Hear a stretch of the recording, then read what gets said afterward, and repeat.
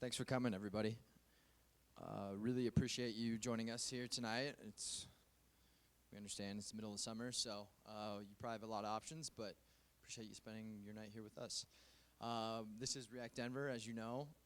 Just wanted to go through a couple housekeeping items before we get started here. Food and drink, it looks like you guys have all discovered that.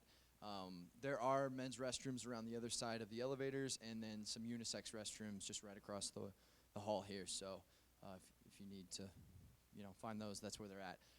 One quick note, we did unfortunately have a speaker who had a personal issue arise, some kind of a personal crisis. I don't know the details, but we will only have one speaker tonight. It's making me realize that I need to have some talks in my back pocket here so that we can provide a substitute when need be. But I figured given that it's the middle of July, no one's going to be hopefully too heartbroken to get home quicker or whatever you're doing tonight. So with that, I did want to give an opportunity to thank our sponsors here, Turing and Granicus, of course, as usual, and then Apex Systems is sponsoring food and drinks tonight, so a big hand to them, and thanks for their support. I want to give an opportunity to Alex from Apex, if you want to come down, Alex, and chat real quick. She just had a few things to say about Apex, and we'll move forward from there. Thank you guys for letting us come. I'm Alex. I'm a recruiter for Apex Systems, and this is my colleague Chris. Also works for Apex as an account manager. And yeah, we work with probably like 50 different companies in the greater Denver area, and we usually work with them when they have job openings that they need help filling. So a lot of the positions that I work on, they're all JavaScript engineer roles. They're not all React JavaScript, but a lot of them are junior level, mid-level, and then we do have a lot of senior level engineer roles as well. So if any of you guys are interested or know of anybody who's looking around, definitely feel free to reach out. I put my email up there and Chris's as well. So thanks for letting us come. Thanks, Alex. Awesome. Real quick, I see that we already have a few listings here on the board, but wanted to give a chance to anybody who wanted to chat about open positions or who's hiring, I guess. Anybody want to? Yep, right here. Hey, I'm Tristan Havlik. I co-manage the engineering department at a company based out of the Bay Area called FormSwift. We do like online PDF editor and document management kind of stuff. If you think like LegalZoom plus DocuSign is kind of what we do. And currently looking for like a mid or senior level engineer. It's work from home unless you want to move to the Bay Area, in which case that could be arranged. But yeah, it's a great company, sort of good combination between sort of startup culture plus like good financials. So and organically grown, no venture capital or anything like that. So it's good stuff. Talk to me if you're interested. Thanks, Tristan. Who else? Hey guys, I'm Kelsey. I am the recruiter at Dish Grand Central. We're just about 2 blocks away. We're looking for quite a few pretty senior level, really strong React engineers. So we've got our team's internal application for Dish that we're working on, as well as our Sling TV teams are looking for pretty heavy React engineers. So I left my card at the front table. If anybody's interested, feel free to shoot me your resume, or if you want to talk directly, we can definitely set that up. Thanks. Anyone else? Yeah. I'll bring it to you, Garrett. All right.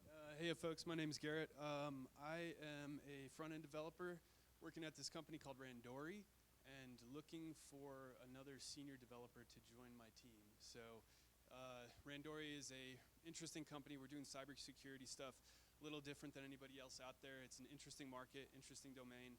And you get to work with hackers. So yeah, talk to me. I might have to dip like pretty quick after the talk, so email me. I'm also on Denver Devs. I think my name on there is G. So yeah, thank you. Thanks. And anyone else want to chat about open positions? No. All right. quick spot for announcements. Anyone have an announcement, things happening in the community, something you want to shout out? Yeah, Willie.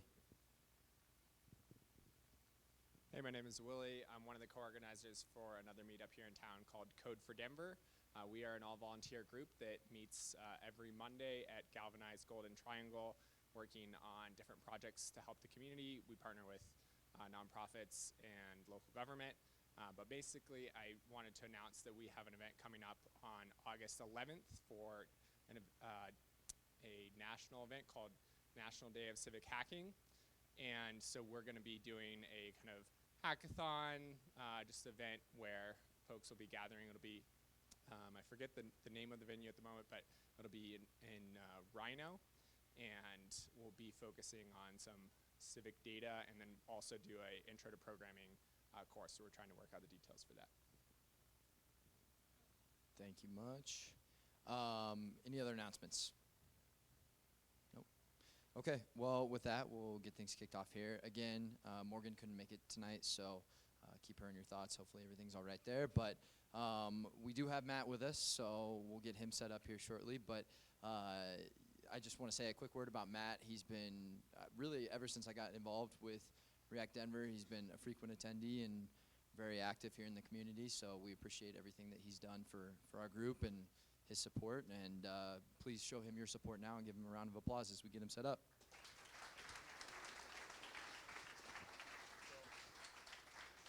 Thanks for coming out. My name is Matt Parrish. I'm a principal dev up at Workday, which is up in Boulder. And links to things like the slides you see and the repo in case you want to either follow along or just take a look at stuff afterward. So yeah, I want to talk about testing React applications. It says confidently testing React applications. So I think the idea is basically there are good and not so good things that you can do when testing your React components. And I wanted to talk about some of those. Also, this talk, like, it's almost by Kent C. Dodds, just because he's a JavaScript developer. He works for PayPal, very active in the community. So he goes to lots of conferences and talks, and he gives training and courses. Very active on Twitter, just really a great person. But if you're on Twitter and you want to follow anybody for like JavaScript stuff, he's a really great person to follow. So the talk's gonna kind of follow this guiding principle with testing. And so here's a quote from Kent. He says, "The more your tests resemble the way your software is used, the more confidence they can give you." And I think this is pretty accurate. But it's a nice guiding principle, way of just kind of framing your mind when thinking about testing. Really, it's kind of user focused or driven by the way your software is actually used, and trying to get you away from doing things like hacks and testing internal details and implementation details that really might not matter, but things that some frameworks expose and you can be encouraged to use. So when we're talking about testing React components, what does that mean? So just kind of a like simple definition of kind of React at its simplest. So React components are basically simple like functions, right? They take props as inputs and they kind of spit out the DOM that they want to generate as outputs. So when we talk about testing React components the way that they're used, we really kind of want to just render them with certain props and then actually like interact with the DOM that React will generate when it renders that component. So kind of what that looks like in code, right, is basically you take React DOM and you render your, like in this case, the app component, and you give it the element in the document that you want to render it to, and then React will render all that DOM that your app component generates into that root element there. I'm just going to skip over these. So just kind of diving into a topic here, I guess. So shallow rendering is kind of an interesting capability that the React team came out with a couple of years ago. I think it's pretty controversial. I think some people really like it and some people really hate it. I'm not really a fan of it. I think the idea of it was to really isolate the unit that you're testing. So you're testing a given component. It's basically rendering a hierarchy of other components, but you really want to focus your unit test on the one component, not everything that it renders. And so shallow rendering is kind of a way of trying to make that happen. So basically it renders your component, but it doesn't really render any of the components that it renders. It just kind of stops at that first level. And it ends up kind of introducing some problematic situations. I think it can be pretty dangerous. Here's another tweet from Kenzie Dodds, pretty recently actually, and a link to a YouTube video. It's about a half hour long, but he kind of really goes through in depth, takes an example of some components and testing them with shallow rendering and some other things that kind of goes through some of the really problematic aspects. But what he says is, so with shallow rendering, you can refactor your implementation. So I can refactor my component. Everything's still fine. I maybe rename some things or whatever, and my tests break. And so, like, that's not really something that should happen. And conversely, you can actually break your application, but the way that you're testing it, actually your tests still pass. So you get this kind of false confidence, which is almost worse than having no tests at all. Another thing, I think it's pretty controversial as well, snapshot testing. You definitely get some people in the community that basically say, I don't think you should ever use snapshot tests, and some people on the other side that see a lot of usefulness out of them. Personally, I kind of like them. I find them pretty useful. There are some drawbacks, but like some of the positives about them, like they're just super easy to use. You just kind of like exercise your module or render your component or whatever it is, and you just expect what you got back to match the snapshot. Like you don't have to dig into the object or whatever it is and assert on the different things that you expect. You kind of just take that whole thing and say, this is what you get when you execute this code. And so they're really easy to use. They're not just for React components as well. I think that's one of the kind of initial use cases for them, but here's an example of us using it in Node, kind of on our server, just asserting the status and then the actual payload of the body that we give back to the clients, and using a snapshot for that.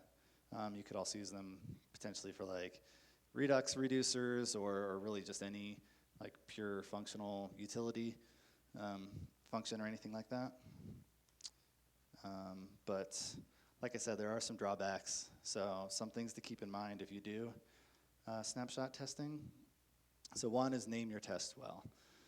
So with snapshots, you end up getting this file that contains all of the output, and there can be, it's not obviously clear necessarily, like what is it about this snapshot that we want to make sure was done correctly. So if you have a name like this component does the right thing or renders correctly, it's like, well, what are we really trying to assert there? And when somebody finds this test like a week or two later and something breaks about the snapshot, like, is that like a change that we expect to happen or not? And when your tests aren't named very well, it's kind of unclear what the purpose of that test is. So here's an example I tried to come up with. So it renders the save button when content has been modified. So it kind of clues you in, okay, in this snapshot, I really want to make sure that the save button is in that output. Avoid very large snapshots. They can get really big, especially if you're rendering, completely rendering a React component that has a pretty large tree that it renders, and other situations as well. But they can get really large, and so that's just kind of something to balance, I think, and consider. But that signal to noise ratio kind of gets out of whack a little bit sometimes when snapshots get really big. Kind of proof of that is, this is me this week. I think Willie knows what I'm talking about here. This is actually part of the commit. This is just the snapshot changes. So this is, I just made a commit of just the snapshot files. There's over 2,000 additions and deletions, which is a little crazy. I mean, it's not normally what happens, but with what I was doing, changing something of how our components got rendered, there's a lot of changes, and that makes code reviews kind of difficult and pull request reviews more difficult. So those large snapshots, you know how GitHub kind of collapses very large changed files by default. Don't skip over those. I think it kind of encourages people like, oh, there's so many changes, I should just go past this. It's kind of noisy, but it can be really important changes a lot of times, and sometimes snapshots fit into that situation. Custom serializers. So if you're using Jest to test, which I really recommend, it's a really awesome tool. So this is an example of rendering a React component and doing a snapshot test on it. So here we're using Emotion, which is a CSS and JS library, so a way of kind of styling our components. And the really cool thing about that is that we don't just get class names that get spit out, but we actually can see what the styles of those classes are. So we can kind of verify that, like, did any CSS get changed in a given test in a way that could break something visually. Here's another example of Babel plugin tester. So Babel plugins, right, that are transpiling code from one piece of source to another. This is, I think, a pretty good example of using snapshot tests where I'm not sure, like, a great alternative to snapshot testing for this scenario. So at the top you have like the couple lines of code that get input, and then the plugin spits out the code at the bottom.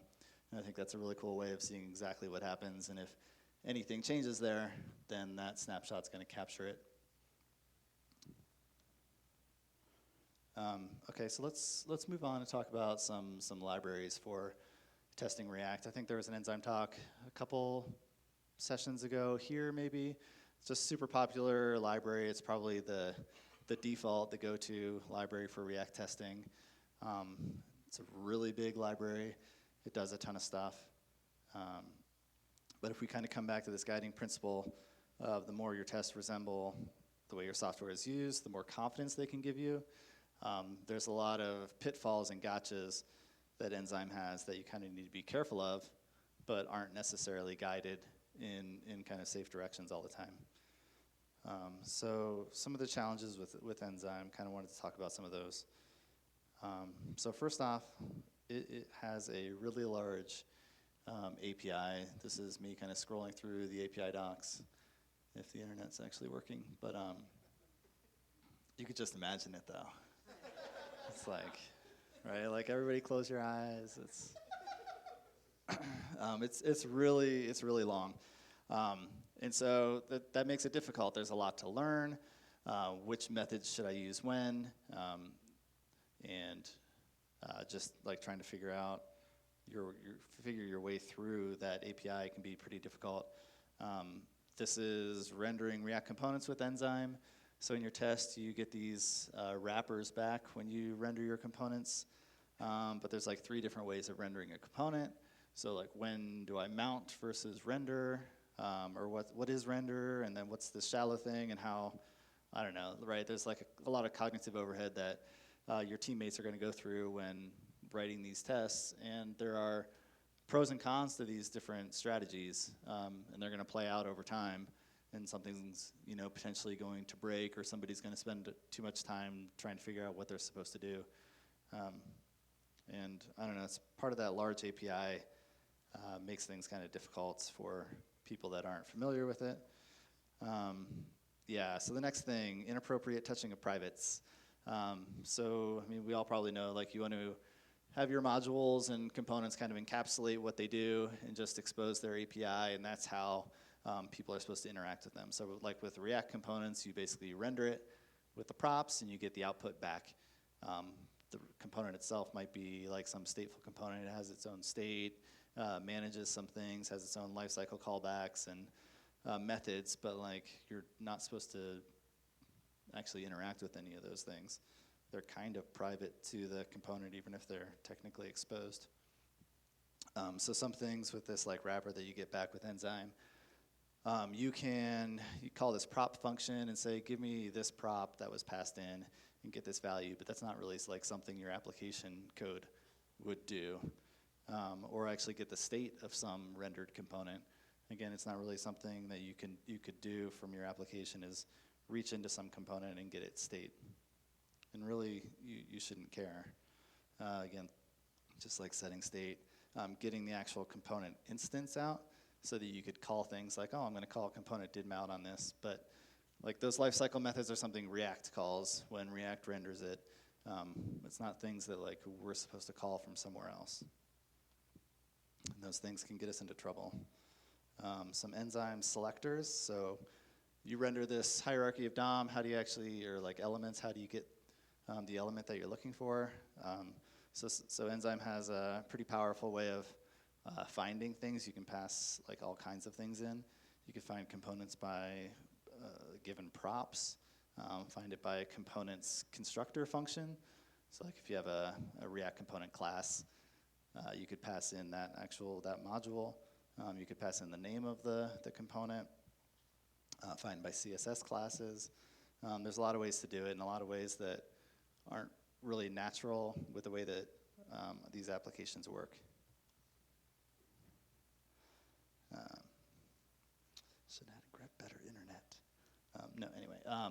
So like with great power comes great responsibility. So like it gives you this whole kitchen sink of things to do, and some of them can be really helpful if you kind of really narrow your scope of the things that you want to use that are kind of good for your code base and kind of proper ways of testing, but it also gives you a lot of ways to shoot yourself in the foot and cause problems in your code base. But like, I don't want to just leave you guys with a problem like, oh yeah, that popular library, it's got problems, don't use it. So what should we use? So guiding principle again. So we got to come back to my co-author, Kent C. Dodds. So when was this? A couple months ago, back in March. So he's like, you know what? I'm just kind of starting to think I should just make my own library that just has the things in it that I want to be able to do and doesn't have all of this stuff that like Enzyme has that I either don't use or I kind of find harmful. And so we did. Naming is also hard in computer science, but it's pretty appropriate. So React Testing Library is what they came up with. He posted on Twitter, and some people were like, no, just make it this simple. So the tagline that it gives is simple and complete React DOM testing utilities that encourage good testing practices. So he originally came out with React Testing Library. He had some of those selectors as well. How do you actually find these things that get rendered? Those got eventually split out into a library that this consumes called DOM Testing Library. There's actually a bunch of libraries for other frameworks and scenarios that are based off of that DOM testing library too. Like there's a Vue testing library. I think there's like an NG testing library or Angular testing library. There's Cypress testing library, and there's some more that just build off of that DOM testing library. So it's a very small API. It actually uses the DOM. So when you render things with Enzyme, you aren't really getting DOM elements. Like with shallow rendering, you're basically just getting these React elements back, and it has some tools around that. But this is nice because it actually just uses the DOM. So you end up testing your components the way that they're actually used, which is pretty cool. So the other kind of cool thing about it, so with these selectors that are in the DOM testing library, they're actually documented in order of preference, I guess, and they encourage kind of accessible applications and encourage you to write your applications in a way that is done really well and is accessible and makes sense. So instead of like finding things by class name, that's actually not even something you can do, because like CSS and styles and stuff is really about how these components are styled. You want to kind of decouple the styling from kind of the semantic meaning of something. So here he kind of starts out with, you know, if you're like in a form, your inputs should have labels. So like screen readers and things like that can actually make sense of that, and not just people who can like visually use the website. So like that's kind of the preferred way, or a placeholder text, or just get something by the rendered text, or by the alt text, and then not everything renders text to the screen. So there's some escape hatches for everything else. So like get something by a test ID. So what that does is looks for an element that has a data test ID attribute on it, and selects it by that. And then you can always kind of drop down. So basically, React testing library will render your element to some DOM, or your component to some DOM element, and it gives you that DOM element back as the container, and it's just a DOM element, so you can use all the DOM APIs on it. So you can do the query selector, or whatever it is you want to do to select elements. And the cool thing is you're learning the DOM API, you're not learning like the Enzyme API. So some of the benefits. So a really small API surface area. There's really just like a handful of things you can do. It actually uses the DOM, and not just encourages, but kind of enforces those good practices. Like they don't give you ways to find things by CSS class names, or ways to get at React component instances and things like that. And that's a lot of slides, so let's take a look at some examples. Let me know when it's large enough. That's probably, is that good? Okay, so here's a simple, potentially contrived example. I apologize, it's written in TypeScript. I'm not trying to say anything about TypeScript right now. Just kind of the way this was set up for me. And I also gave this talk at work, and we do TypeScript, so that's kind of where this came from. So this is a counter component. Actually, let's go back to the slides. So this is the component that we're talking about. So it's basically just this thing here. So you can click on the plus, and it increments the count, or click on the minus, and it decrements, and then like the number's red if it's less than 0, black if it's 0, and then green if it's greater than 0. So that's kind of what we're looking at. So this is the implementation of that. So basically, there's this counter, and this counter basically takes in just whether it's disabled or not altogether, and then it keeps some state on the number of times it's been clicked. So it has this clicks state thing. So we initialize clicks to 0. We've got some event handlers for those 2 buttons. So one of them will decrement, the other one will increment. That's what these are doing. And then just kind of a simple render function. So it basically renders a div that has the decrementing minus button, has the plus button here, and then it renders this other display component, which just renders the number of clicks and styles it. So if we take a look at that display component, so that just takes the props of the number of times it was clicked. This is also using emotion, that CSS and JS library. So it's basically rendering this kind of styled span tag. It just has a couple of styles in it, like a margin, and then also the styles that are based on the props that are passed in. So it sets the color based on the number of clicks. So it sets it to red, black, or green. That's kind of all it does. Also has a data test ID on it, so that you could select it if you really wanted to. And so it just exports that. So that's kind of all we have. So if I run the tests, so I've got a few tests set up. So let's run them all. So this is using Jest. Okay, so they're all passing. I've got these 3 examples. I've got this bad Enzyme example. I've got what I think is a pretty decent Enzyme example for this pretty simple use case. And then this other test spec file that it uses React testing library to do the test. And we'll kind of explore some of the pros and cons here. So let me open up the Enzyme test, the not so bad one. So here's a couple tests that are snapshot tests. So this is basically like, hey, I'm just going to give you some different props. you're going to render some different things, and I want to make sure you're rendering what I expect. So here we have like, are the buttons enabled or are they disabled? And so based on, by default, there's disabled is false, and then I pass in disabled true here, and I just check that they match the snapshot. So again, those are really easy tests to write. And then a couple more interactive tests here where we're actually like incrementing or decrementing based on clicking one of the buttons. So here in this case, we're mounting instead of rendering.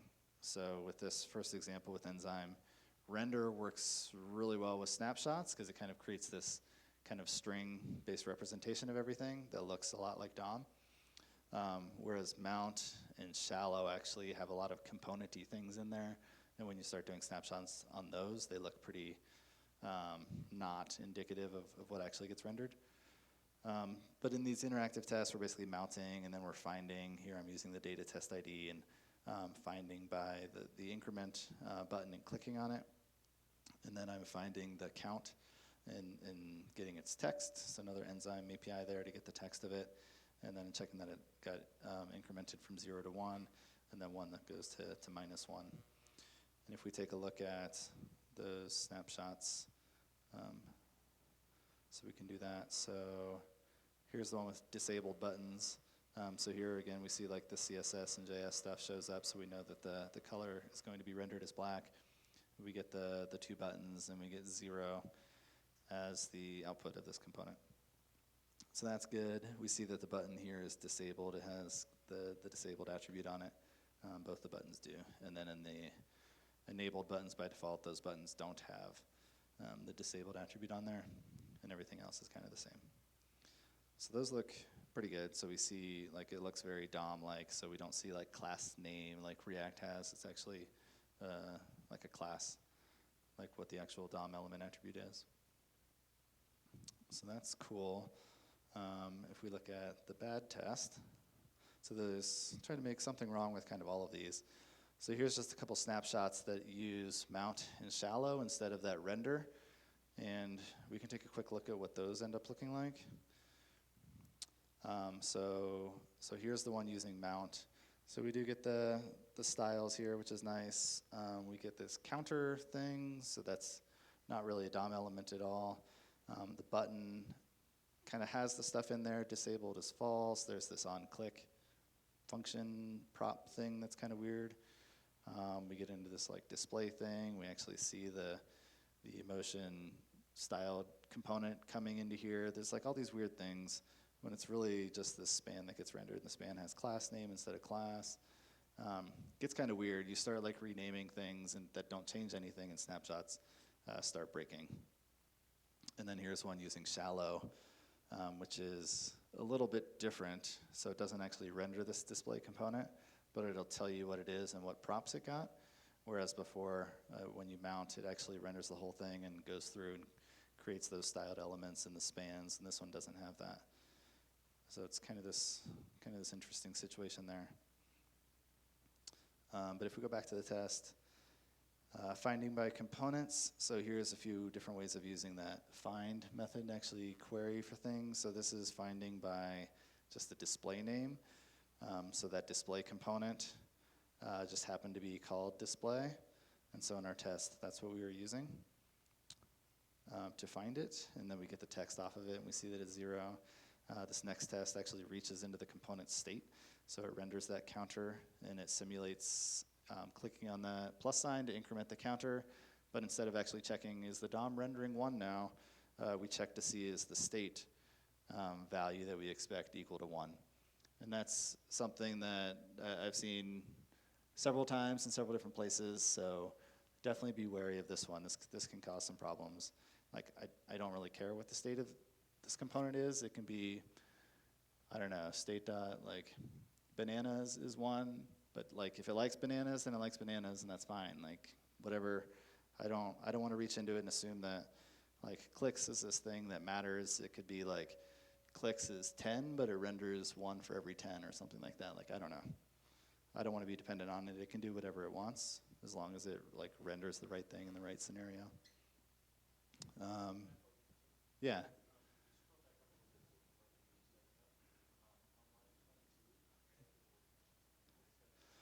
Yeah, sorry, that's some TypeScript things. Yeah.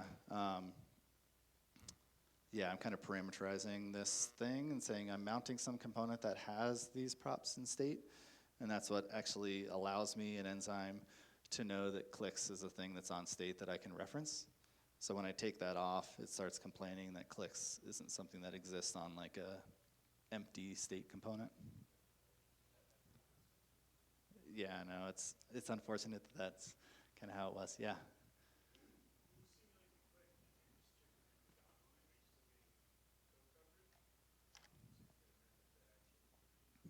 Yeah. Yeah, so it will actually like call the handler. So whatever is registered as the on-click listener for the button, it will end up calling that function. That's a great, what's that? Yeah, so it'll end up calling whatever function is set to that on-click. But that's also a tremendous segue into this next one, this next bad thing. So here, instead of simulating the click and going through what should be kind of a more proper way, at least more accurate way of like an event happening in the system and your component responding to it, the Enzyme will let you just get like the instance of that React component and just like call that handler method directly. So I could like call the handle decrement, and in this case I actually have to update the wrapper because it's going to do something that causes a re-render by changing the state. And then I'm like finding by the components constructor function here, and then I see that it actually did get decremented. But it's not really a great way. It actually has the same code coverage, but you're kind of circumventing like whether the button, when clicked, actually does call this method that I think it calls. And we can see that break. Let's do that. So let's go to our counter. So this is one example.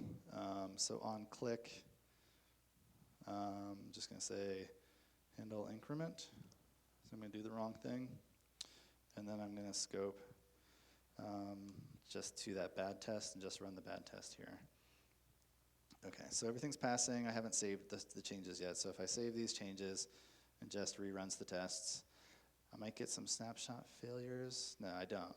So like all of these tests still pass, but this thing's like totally broken. It doesn't actually decrement just because I went around the event, right? Or like TypeScript will yell at me if I call something that's not even valid. And in this case, the snapshots I think do fail because there's actually no function that I'm passing in. I'm passing in undefined essentially instead of a function. And since those weird Enzyme snapshots actually had that function thing in there, those break. But this test about decrementing the counter, it looks like, yeah, our component still decrements when like it totally doesn't. So that's no bueno. So let's take a look at some more things that we can do. So let's go into our display here. And I'm like, I don't really like the display. It should just be called count or something like that. I rename it. Like I haven't broken anything, just a little simple refactor. Nobody should know about it, but like I've got 3 out of these 6 tests that are failing. If I run all the tests again, so we have those 2 snapshot failures. We got 3 failures. So we can see like nothing should be broken, and like the good Enzyme tests and the React testing library tests are still happy, but the bad test that was like, oh yeah, it displays this thing that I should care about, that one suddenly starts failing. So we don't want those kind of situations. Likewise, if I go back to this counter component and I realize like clicks was actually a really bad idea, I should probably call this count or something like that. Like what if they don't use their mouse and like specifically click on the thing? So I come in here, I change all of those to count, the tests rerun. Again, like the bad Enzyme tests are failing and the other ones continue to pass, right? Because I haven't actually broken anything. Let's see. There was a couple of things I wanted to try out here.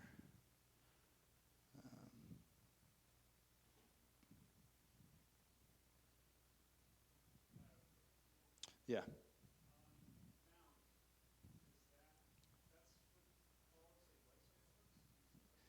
Yeah. So mount in Enzyme will test all the lifecycle hooks. I think it renders it into a DOM element that's like not attached to the document, I think. But it will actually go through all of those lifecycle methods, whereas shallow doesn't. It might execute a couple of them, but it's really not rendering anything. It's not, React's not really involved in rendering anything, so a lot of those things get skipped out and just aren't even possible. If you're testing a component that uses certain lifecycle methods, shallow just isn't even really an option. Let's take a look at what the React testing library tests look like.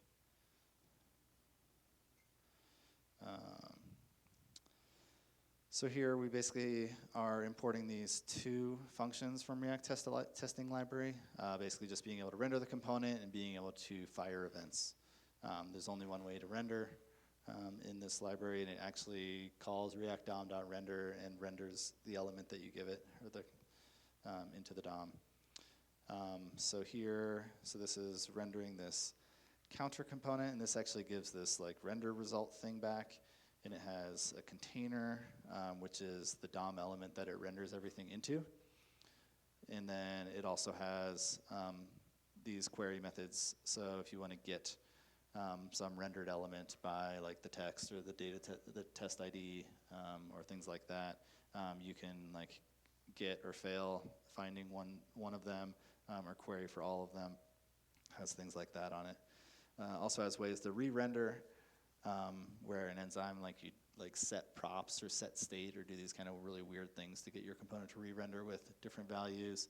In this case, it'll actually call React DOM.render again and render the component with different props that you give it into the exact same DOM element, which is kind of basically what React does, and then gives you a way to unmount. And there's this debug thing, which kind of just will spit out what the whole tree looks like. And that's pretty much all that's in there. So in this case, we're getting that first child of the container, which is our React component that we wanted to render, and we're snapshotting that. So for the default buttons are enabled, and then disabled button test cases, and then the two test cases for incrementing works and decrementing works. What we're doing there, we're rendering the counter, and then we're using this fire event object that has this click method on it. We're saying we want to click on the element that we get when we search for text. So here we're actually searching for the plus sign text and clicking on that element, and then we have our assertions down here. So we get that count element that's rendering it. And so this isn't a wrapper element in Enzyme. This is actually a DOM element. So it has all the DOM API methods that you're familiar with or want to be familiar with, like getting the text. Like this is a way of getting text content. And we're asserting that it's 1. And then we're also, like in this case, I'm taking a snapshot of it because I want to see like what was the styles of 1. Is it actually rendered correctly? I might actually want to have a different test for this. I probably do. That's like when it increments the counter and like styles the counter correctly. And then the -1 is really kind of the same thing for decrementing. And if we look at the snapshots for those, so they look kind of like the good Enzyme tests, I guess. They're actually DOM elements, so it's actually serializing DOM elements to this snapshot file. So we see the div, the button. We see like class instead of class names. We don't see these weird like function on click things because on click's not really a thing that exists on the DOM element at all. And we see the -1. In this case, we see -1 was styled red, and we can see that the +1 was styled green. I do have a way of testing or breaking this Enzyme test, but at the moment I can't remember what it is. I don't know. I just have to leave it like that. But yeah, was there any other questions about some of the code while we have it up?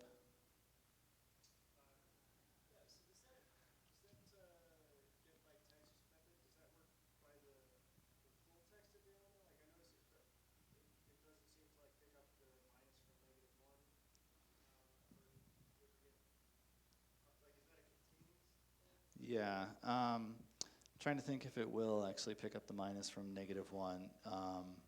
I think it does. I think it contains, but I think it's got a couple different options on it. So it also has like a regex option as well. So let's go to the docs. Actually, this would be DOM testing library, not React testing library. But so if we do get by text, so it has this text match thing. So, and this says, so it could be a string, a regex, or a function, which returns true if there's a match. And so you can actually specify some additional options on it too, like do you want it to be an exact match, or trimming the text, or things like that. Any other questions? Yeah.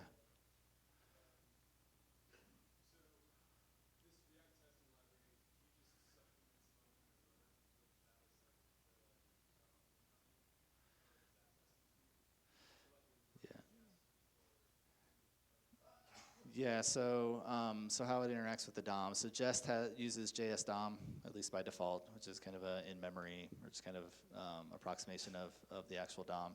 And so you have that available to you. So yeah, you can just like create an element and render it there. So if I pull that back up,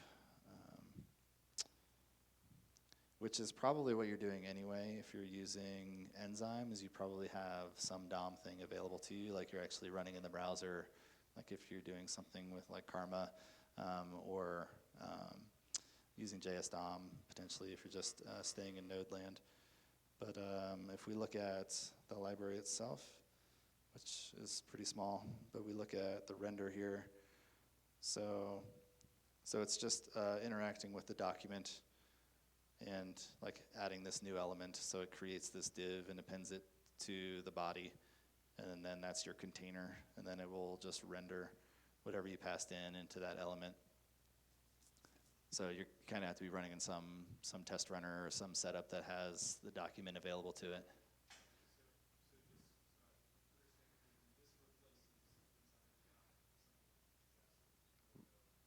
Correct. Yeah, this is kind of a swap out for Enzyme and not a test runner. Yeah.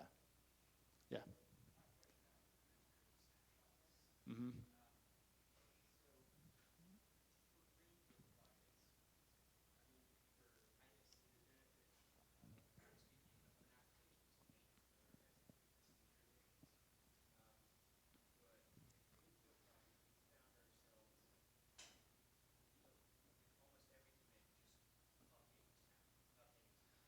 Yeah.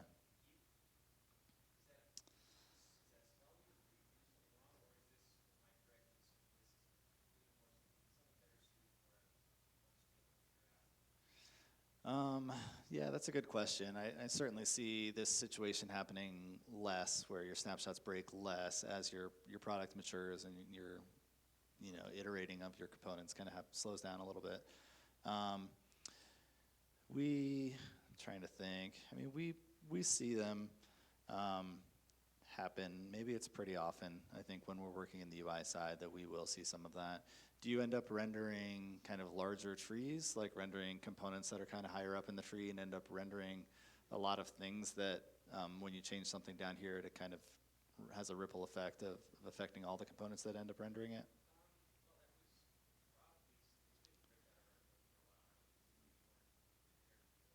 Yeah.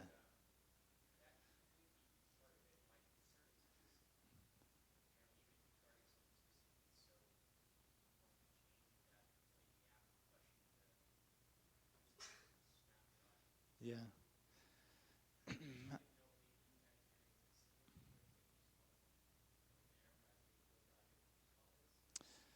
Yeah, I mean, that's kind of the situation I'm in right now.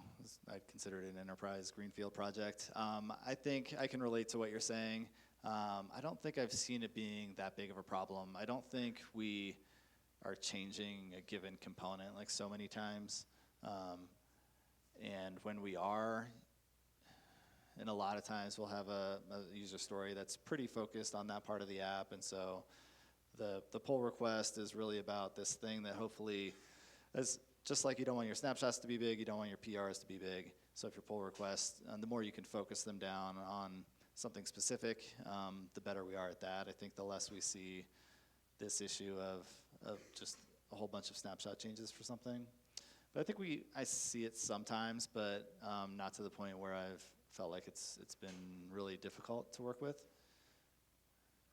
Yeah, but I mean, I totally see the point, right? And I think it's extremely valid to have the viewpoint of like just feeling like snapshots are more trouble than they're worth. Like I wouldn't argue against that, but I would argue against it, but I wouldn't hold it against anyone for having that viewpoint. Yeah.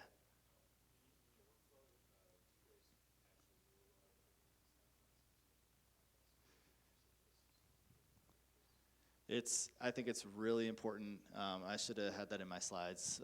If you're using snapshots, it's really important to kind of establish a culture of when you see snapshot changes and pull requests that you actually look at them in depth. Because, a lot of times if you are iterating, you really are making these changes to components, and especially with Jest, like it's super easy. So for the people that aren't very familiar with it, so if I just run the bad test again and just try to make the snapshots break, how to do that just by changing display.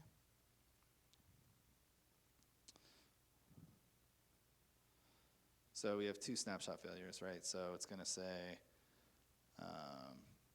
so display change to count. Hopefully you guys can see that. Like in this case, yeah, that's what should happen. But I think it's super important to look at that and see, like, is that actually a change we want? Because if I just come in here and press U, then like all my snapshots are updated. So now my snapshots are updated, my problem went away, the tests are passing again. I get to check my code in and we get to rock and roll, but like I potentially just broke something.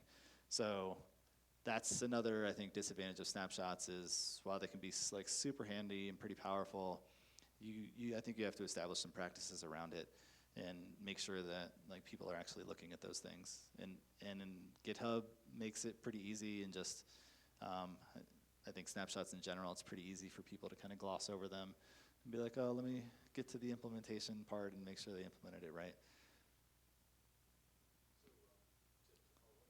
Yeah.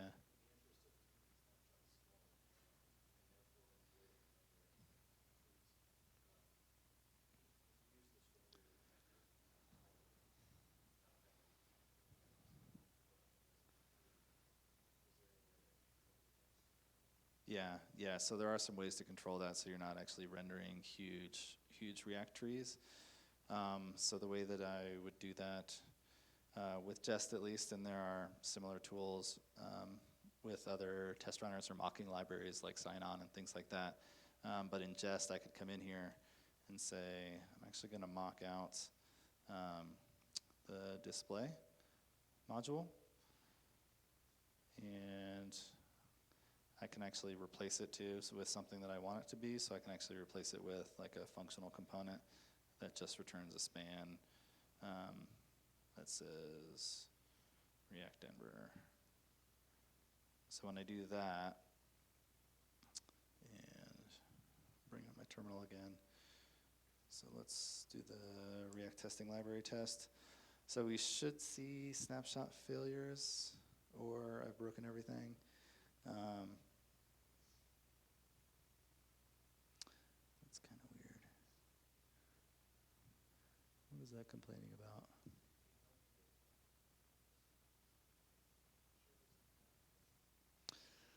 I know. Cannot read property default of null.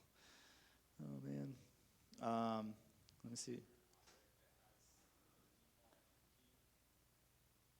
Oh, that's probably what it is. Nice catch. Let's see if it's a nice catch. I don't want to give you credit just yet. Oh man. Yeah, so the module has a default export. That's the idea. TypeScript compiler. Come on, TypeScript. What is that? Declaration or statement? Yeah. Well, right. It's not a function body. It's an object. Oops. Try again. One failed. How far do we go? Invalid variable access React? Seriously? What is it talking about? So obviously I don't do this too often, but it certainly is. Yeah, so this actually did it when I just used null, so there's something about JSX in this environment. But the span tag doesn't show up anymore, so it's not getting rendered, and the CSS styles for that aren't getting rendered too. So I've kind of mocked out that display component here. Yeah. So that's, I think, the approach that you want to take when you get into that situation where it's like, you know, I really kind of want to render this whole thing and do it, but it's doing a lot of things that I really know that I don't care about, and I'm fine with ignoring any potential issues that I might have. Like if you pass the wrong props to this component now, like this test wouldn't catch it, right? Because I'm just kind of not rendering that thing anymore. Yeah, I might be testing it somewhere else. Yeah, if it's, yeah, that's pretty likely. Mm-hmm. Yeah, shallow testing will have an interesting thing where even if you have like a component, it has like a subcomponent that it renders inside of it. You kind of want to break it out to encapsulate that thing, but you didn't want to like export it or actually like create a file for it. Well, if you shallow rendered your component, it won't actually render your little component in that file, and you probably aren't testing that somewhere else. So that's kind of a weird thing about shallow rendering in that case. Cool. Yeah.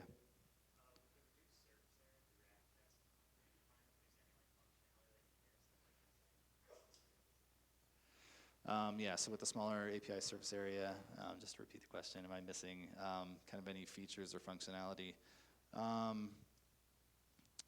There was one test case that I couldn't basically convert over to React testing library that I wanted to, or that we had with Enzyme. I think, or maybe I'm thinking of something else, but in general, I'd say no. Like, it's all the things that I really don't want to have. It a lot of times makes you step back and think, like, or realize in those situations, most of the time, like, I'm trying to test an implementation detail, something that, like, doesn't actually go to the user and the user doesn't experience in some way. I'm not really testing my application.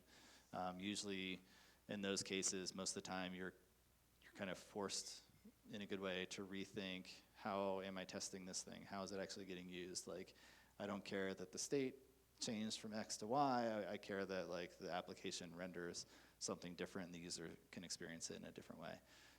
So most of the times, it just kind of forces you to make those changes that where you might have been testing with Enzyme in a particular way, but kind of need to rethink things just a little bit. Yeah. Any other questions? Okay, hopefully that was worth it. I don't know, I'm a fan. I enjoy using the React testing library and don't miss Enzyme at all. And I'd say our team kind of feels the same way. Yeah, I just had some resources there, but that's pretty much all I had. All right, thanks.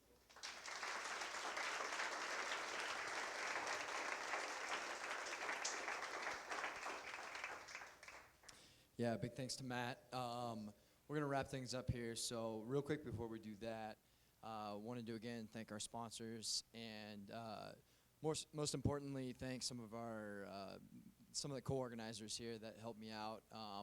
Tonight would not have been possible without them. So both David and Josh, can you guys stand up real quick or raise your hand? Can you guys give them a round of applause? Yeah.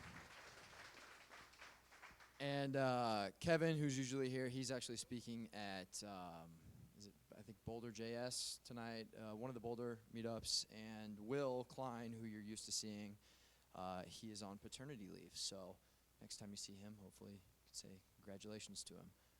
But with that, I don't have anything else other than to say we do have some open spots for speakers in the coming months. So if you're interested in giving a talk, or maybe you want to, refine a conference talk, something like that,